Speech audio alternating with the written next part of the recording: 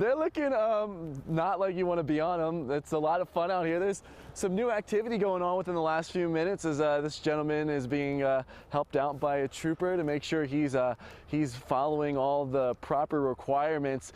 The roads are a mess, Matt. If you are out right now, you got to be careful. If you're not out right now, I heavily suggest you not considering driving along I-90 anywhere near Snoqualmie Pass. I don't know if you guys can see with the light, but I'm looking at a light right now. There's so much snow coming down. It is just falling everywhere. I didn't bring the right coat, so it's sticking here and you can see it all everywhere. There's so much snow. There are so many issues for drivers, but what I found out today is there's also a lot of folks who are willing to lend a helping hand to folks in need.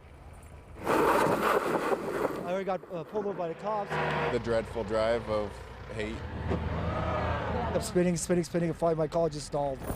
Plenty hit the road heading through Snoqualmie Pass, and many were not ready. No idea this is what was going on? No idea whatsoever. Oh my gosh. Mike Hoover tells me he's driving from Seattle to Spokane to see his family.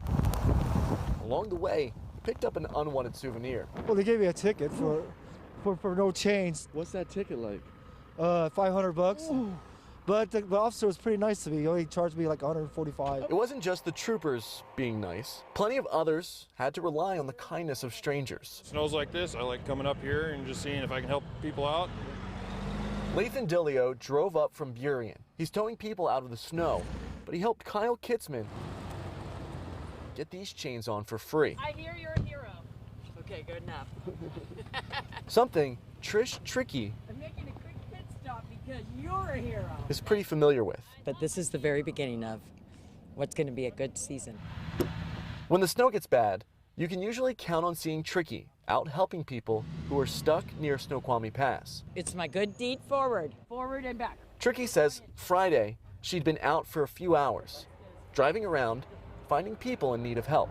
Hey girl. Whoa, whoa, whoa, whoa. But every time I leave the driveway, someone else is stuck. Right. An easy job for her, Welcome. What was your name? but one Abby. these people appreciate. Nice to meet you too. How long have you been up here? Thank you.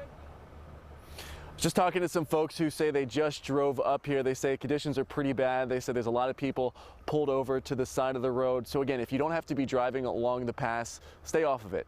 But here is the issue. A lot of folks are having to head back to school, back to college for classes on Monday. So if you're heading back to any of those schools and you have to drive through Snoqualmie Pass, make sure you have everything you need. Make sure you have chains. Make sure you're aware of all the requirements, the restrictions, because if you're out there, best case scenario, you get caught and you're paying a lot of money.